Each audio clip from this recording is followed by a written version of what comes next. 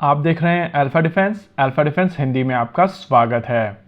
आज के इस वीडियो में हम लोग बात करने वाले हैं LCA Mark 1 के बारे में, साथ ही समझने वाले हैं कि इसके वेपन इंटीग्रेशन का क्या स्टेटस है। और ये टॉपिक बहुत ज्यादा जरूरी इस वजह से भी हो जाता है क्योंकि इंडियन मेन स्ट्रीम मीडिया काफी अलग तरीके से इसको रिपोर्ट कर रही है। पिछले 3 दिनों में 3 रिपोर्ट्स निकल कर आई हैं जो अलग अलग मेन स्ट्रीम मीडिया आउटलेट से आई हैं और इन तीनों रिपोर्ट्स में 3 अलग अलग तरीके की कहानियां बताई गई। सबसे पहली रिपोर्ट आई थी इंडिया टुडे की तरफ से, जिसमें बताया गया है कि LCA Mark 1 के वेपन इंटीग्रेशन ट्रायल्स कंप्लीट हो चुके हैं और अक्टूबर में जो 2 LCA Mark 1 भारतीय वायुसेना को डिलीवर किए जाएंगे वो full fledge air to air capability के साथ में आएंगे। दूसरी रिपोर्ट निकल कर आई है टाइम्स ऑफ इंडिया की तरफ से, जहां पर स्टोरी लगभग सेम है, लेकिन उनकी तरफ से क्लेम किया गया है कि इसके वेपन इंटीग्रेशन ट्रायल्स शेड्यूल किए गए। फिर बात आती है तीसरी रिपोर्ट की जो डेक्कन हेराल्ड से आई है और इसमें कहा गया है कि इसके वेपन इंटीग्रेशन ट्रायल्स अभी चल रहे हैं। अगर 3 नेशनल मीडिया आउटलेट्स की तरफ से 3 अलग अलग तरीके की इन्फॉर्मेशन दी जा रही है तो साफ समझ में आता है कि यहाँ पर काफी ज्यादा कंफ्यूजन है और जिस तरीके से कम्युनिकेशन हुआ है वो सही नहीं है। दूसरी चीज यहाँ पर यह भी दिखाती है कि नेशनल मीडिया के लिए डिफेंस इतना ज्यादा इंपॉर्टेंट है नहीं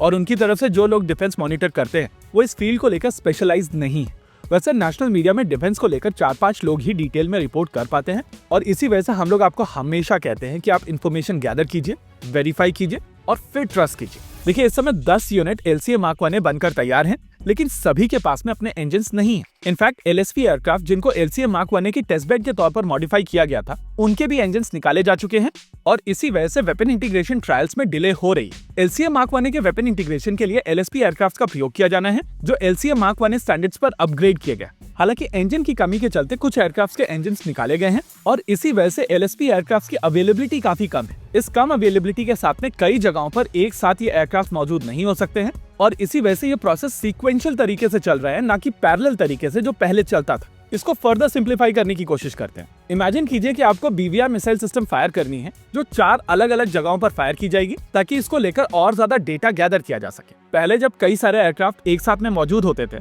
तो एक दूसरे से इंडिपेंडेंट होकर ये सारे एयरक्राफ्ट एक साथ टेस्टिंग कर सकते थे और आपको सभी तरीके का डेटा एक साथ मिल जाता था। लेकिन अब क्योंकि आपके पास में टेस्ट बेड लिमिटेड है, इस वजह से ये टेस्टिंग सीक्वेंशियल होती है। पहले एक जगह पर टेस्टिंग, फिर डेटा गैदर करना और फिर दूसरी जगह पर टेस्टिंग। अगर आप एरिया वार्निंग्स के डॉट्स को कनेक्ट करने की कोशिश करेंगे तो आपको समझ में आएगा कि BVR फायरिंग तो चल रही है, कई जगहों पर BVR फायर हुए हैं और अगर आप एक्सरसाइजेस को हटा दें तो BVR मिसाइल सिस्टम अगर फायर की जा रही है तो मोस्टली इंटीग्रेशन के लिए ही फायर की जा रही है। उस हिसाब से कहा जा सकता है कि LCA Mark 1 के साथ में BVR missile system already fire की जा चुकी हैं और हम लोग यहाँ पर बात कर रहे हैं इंडिजिनस अस्त्रा Mark 1 के बारे में।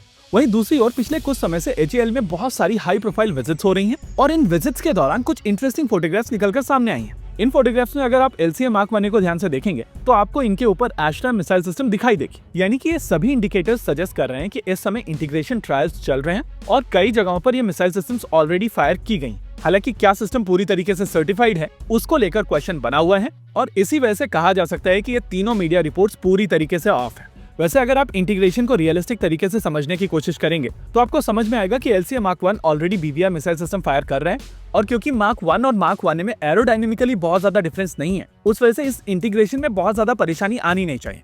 यहाँ पर सबसे कॉम्प्लिकेटेड चीज है अस्त्रा इंटीग्रेशन, क्योंकि ये एक रेडार गाइडेड मिसाइल सिस्टम है और LCA Mark 1 के पहले यूनिट्स के साथ में ELM 2052 रेडार का प्रयोग किया जाएगा जो इजरायली रेडार है। ऐसे में ये इंटीग्रेशन प्रोसेस कंपैरेटिवली थोड़ा ज्यादा डिफिकल्ट होगा, लेकिन इस इंटीग्रेशन का प्रोडक्शन के ऊपर किसी भी तरीके से असर नहीं पड़ने वाला है। काफी हद तक ये इंटीग्रेशन सॉफ्टवेयर लेवल पर है और इसी वजह से प्रोडक्शन रन एक तरफ है और ये इंटीग्रेशन प्रोसेस दूसरी तरफ। एनीवेज, यहाँ पर एक चीज और समझ में आ जाती है कि मेन स्ट्रीम मीडिया डिफेंस को लेकर सीरियस नहीं है। इसी के साथ आज के इस वीडियो में रखते हैं केवल इतना ही। वीडियो को अंत तक देखने के लिए धन्यवाद। देखते रहिए अल्फा डिफेंस। जय हिंद।